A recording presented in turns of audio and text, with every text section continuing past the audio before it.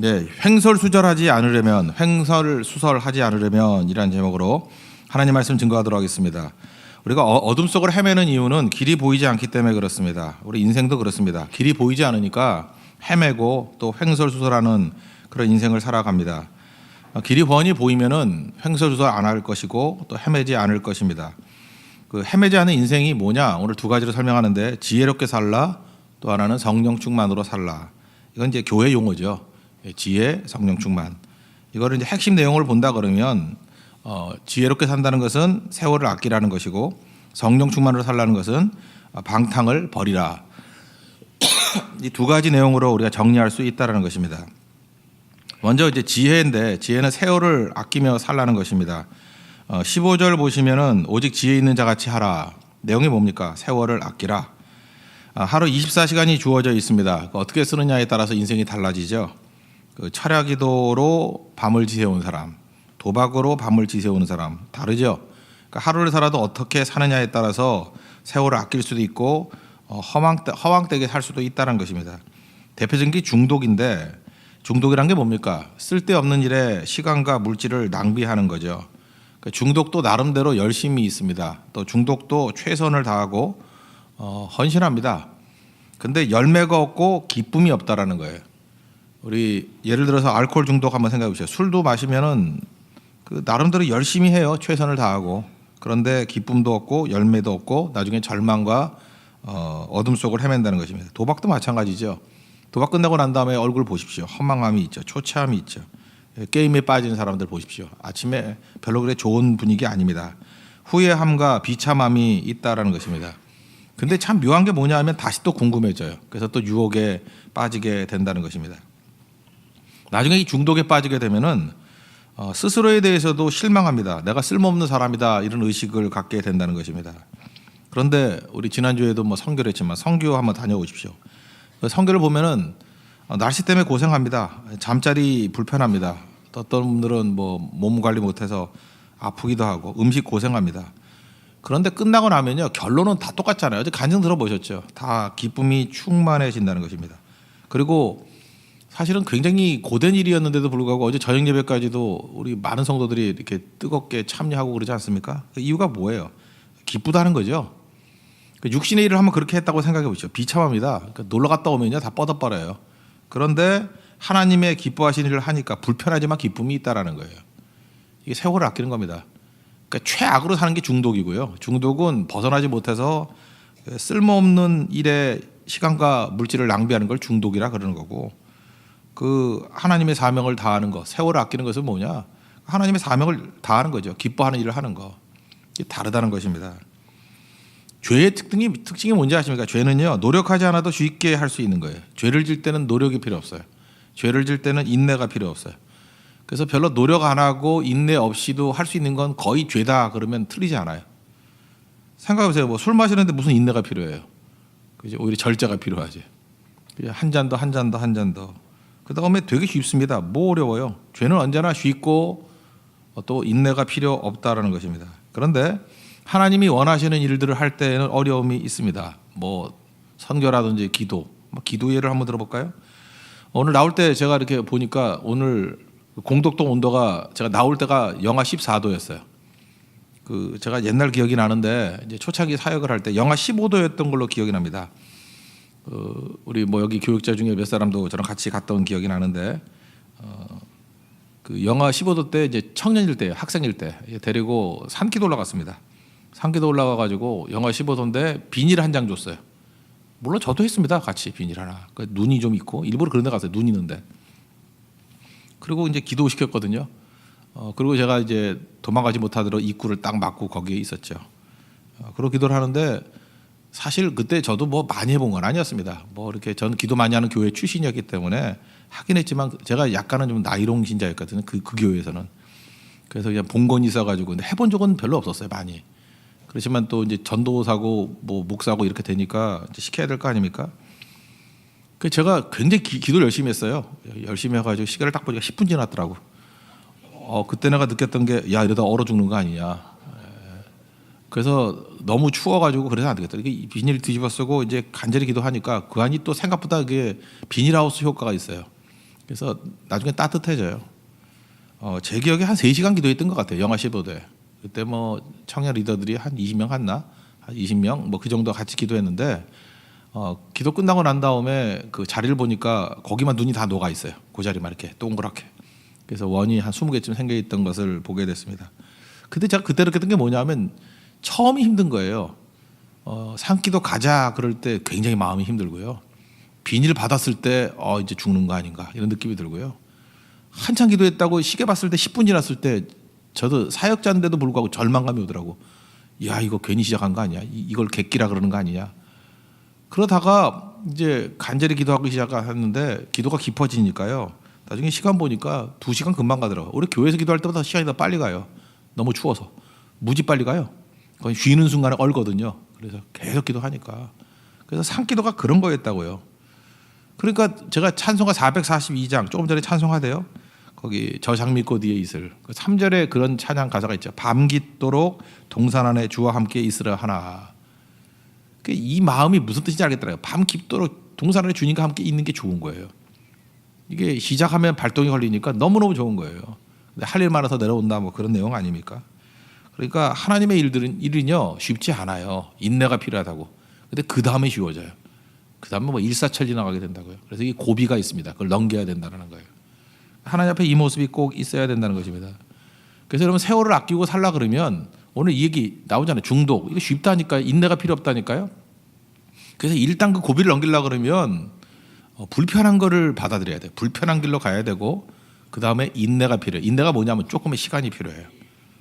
그러면 그 다음부터는 풍성한 열매를 거두고 기쁨이 있는 아주 쉽게 일을 감당하는 종들이 된다는 것입니다.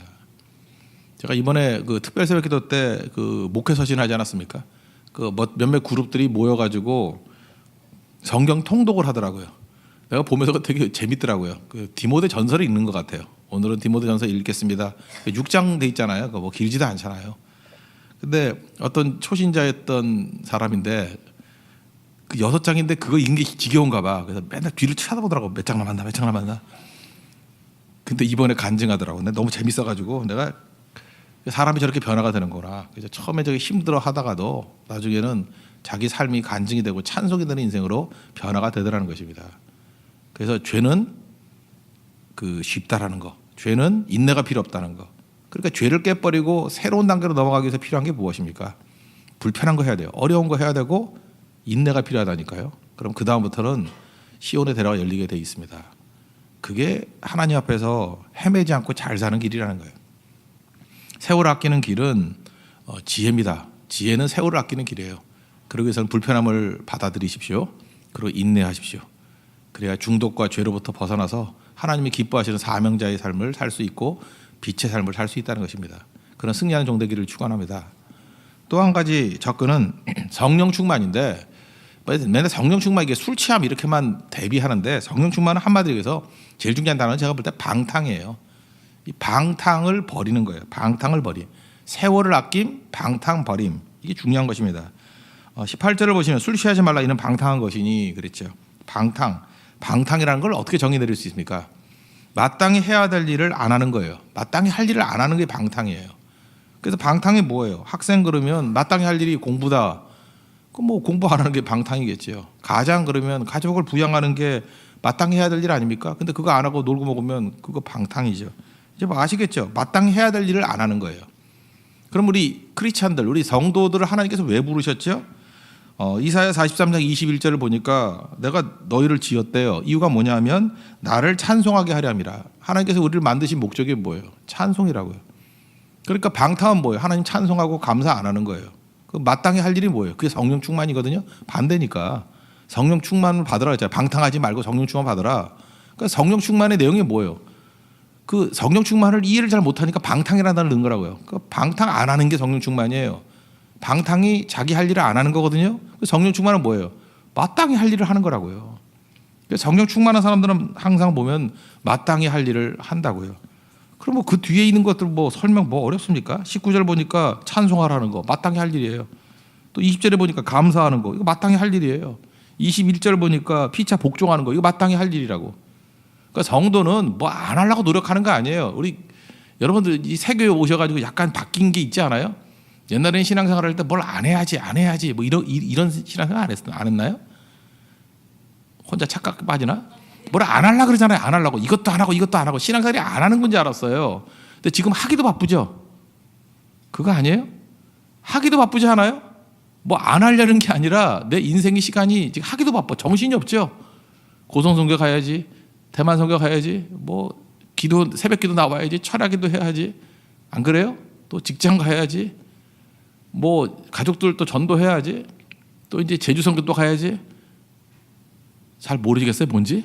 지금 성도들의 기도의 내용이 다 바뀌었어요. 안 하겠다가 아니라 마땅히 해야 될 일 하는 거에 정신이 없는 거예요. 성도의 삶이 뭐예요? 성령 충만이 뭐예요?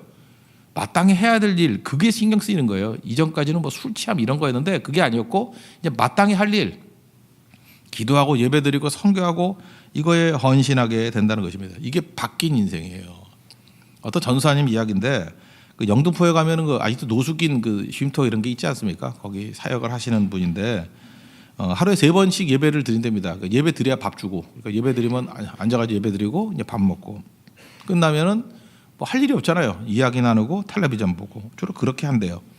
근데 한 분이 나이도 좀 드신 분 같고 다리가 불편한 분인데 항상 그 예배 끝나면 나가시더래요. 딴 분들은 다 앉아가지고 이렇게 뭐 노닥거리고 있는데 혼자만 나가는 거예요.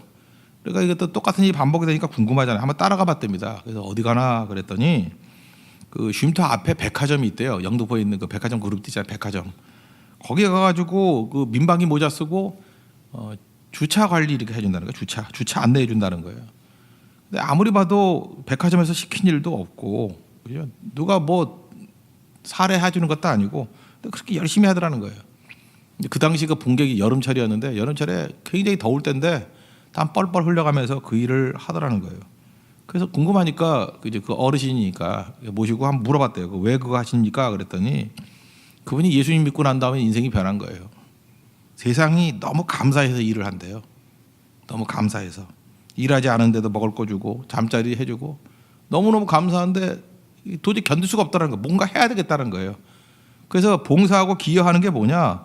이 차가 맨날 엉킨대요 거기가. 근데 경찰도 안 나와 있고 백화점도 별 관심을 안 갖고 나가가지고 자기가 정리해 주니까 질서가 잡히고 보람을 낀다는 거예요. 그죠? 그 월급 아니에요. 그거 가지고 기뻐하면서 일하는 것을 봤다 이런 얘기를 합니다. 이게 성도의 삶이에요. 성도가 성령 충만해지면요, 그 다음부터 기여하고 싶어져요. 뭔가 일하고 싶어진다고. 그래서 세상 사람들과 성도의 차이점이 뭔지 아십니까? 세상 사람들은 그 월급 받으러 직장 가지만 우리는 기뻐서 가는 거예요. 너무 감사해서 가는 거라고. 다르죠. 그 옛날에는 집구석이었는데 이제는 가정이 돼요. 집구석에 들어가기 싫죠. 근데 가정이 됐다고. 밖에 너무 감사해가지고 이게 다 바뀐다는 것입니다. 감사하니까 모든 게 다 기쁨으로 다가오는 거예요. 뭐 속담에 그런 얘기 있잖아요. 아내가 예쁘면 처같이 기둥만 봐도 절을 한다고. 그러니까 하나님이 기쁘니까 뭐 세상에 있는 모든 것들이 다 기쁨으로 다가오게 된다는 것입니다. 반면에 이게 술 취해 살면, 세상에 취해 살면요, 다 안 좋아 보여요. 세상이 어려워 보이고 원망이 나오고 욕이 나오고.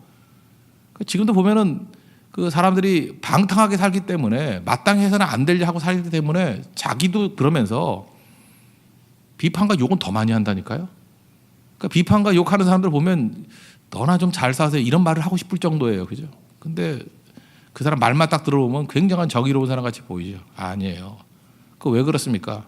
그게 방탕이기 때문에 그래요. 마땅히 할 일. 하나님께 내게 주신 것들을 안 하기 때문에 그런 일이 벌어지게 된다는 것입니다. 그 우리가 좋아하는 말씀이 빌립보서 4장 13절이죠. 내게 능력 주시는 자라서 내가 모든 것을 할 수 있다고. 이게 뭐 I can do spirit이 아니죠. 그 앞부분에 12절 그 앞에 보니까 내가 비천에 처할 줄도 알고 풍부에 처할 줄도 알고 배부름, 배고픔, 풍부, 궁핍 이게 반대적인 상황이에요. 일체의 비결을 배웠대요. 내게 능력 주시니 안에서 내가 모든 것을 할 수 있다. 이건 뭐예요? 조건에 상관없이 감사한다 그 얘기 아니에요? 그게 능력이라는 거예요. 여러분 이방인의 특징이 무엇입니까? 이방인 믿지 않는 사람의 특징이 뭐예요? 좋으면 기뻐하고 나쁘면 슬퍼해요. 상황에 따라서 조건에 따라서 업앤다운이 커요. 그러니까 이방인이죠. 환경에 따라 울고 웃어요. 그러니까 그들이 추구하는 건 행복이에요. 해피. 해피의 어근이 해픈이라고 했잖아요. 해픈. 그죠? 어쩌다 생기는 일. 요즘에 뭐 제목도 어쩌다 어른이 돼. 그냥 어른이 돼야지. 어쩌다 어른. 그죠? 어쩌다. 그 해프닝이에요. 해프닝. 그러니까 언제 보면 기쁘고 언제 보면 슬프고 그런다라는 것입니다. 근데 성도는 어때요? 상황에 관계없이요. 배부를 때나 배고플 때나 비천할 때나 또 풍부할 때나 상관없이 언제나요. 언제나 이럴 수 있는 이유가 무엇입니까? 우리는 방탕이 아니라 성령 충만함이 있거든요. 마땅히 해야 될 일에 집중하기 때문에 그렇다는 거예요. 조금 전에 찬양했던 438장 주 예수와 동행하니 그 어디는 하늘나라. 이거 뭐예요? 예수님만 계시면 조건의 관계 없다라는 것입니다. 우리가 좋아하는 말씀은 데살로니가전서 5장 16절 18절까지 항상 기뻐하라. 쉬지 말고 기도하라. 범사에 감사하라. 항상 쉬지 말고 범사. 이건 뭐예요? 조건에 관계없이죠. 무조건이죠. 저는 항상 기뻐하라 할 때 이 항상을 이렇게 생각했어요. 항상 기뻐하라. 이거 이렇게 번역하는 게 제일 좋을 것 같아요. 일단 기뻐하라. 그럼 됐죠. 일단 기뻐하라. 다 일단으로 바꿔버리세요. 쉬지 말고 기도하라 그러면 일단 기도하라. 범사에 감사하라. 범사가 뭔지도 모르잖아요. 그죠? 일단 감사하라. 됐죠? 그러니까 무조건 먼저 하는 거예요. 일단은 뭐예요? 행동부터 하는 거예요. 일단 기뻐하라. 일단 기도하라. 일단 감사하라. 그러면 확 변해요. 완전히 다 변한다니까요. 그게 바로 뭐예요? 그게 성령 충만한 사람의 삶이고 그게 방탕을 버리는 삶이고 방탕 버린다는 게 뭐예요? 마땅히 할 일에 집중하는 인생이라고요. 우리 마땅히 할 일이 뭐예요? 하나님께서 우리 왜 만들었다고요? 기뻐하고 기도하고 감사하도록 만드셨어요. 이게 우리 창조 목적이거든요. 그래서 일단 기뻐하고 일단 기도하고 일단 감사하면 창조 목적대로 우리가 움직이기 시작하거든요. 그럼 그 다음에는 변화되는 모습들을 묘사만 하면 돼요. 이것이 나의 간증견, 이것이 나의 찬송이라고. 그게 성도의 삶입니다. 그렇게 승리하는 하나님의 종 되기를 바랍니다. 그래서 우리 고전적인 용어로 말한다 그러면 지혜롭게 사십시오. 고전적인 용어로 말한다 그러면 성령 충만하게 사십시오. 이걸 좀 핵심적으로 말한다 그러면은 세월을 아끼십시오. 세월을 아끼라고요. 그리고 방탕을 버리십시오. 그죠? 그래서 하나님 앞에서 이렇게 능력 있게 살아가는 하나님의 거룩한 백성 되기를 바랍니다. 예, 모두 자리에서 일어나겠습니다. 저장미꽃 위에 있을 우리 찬양합시다. 442장입니다.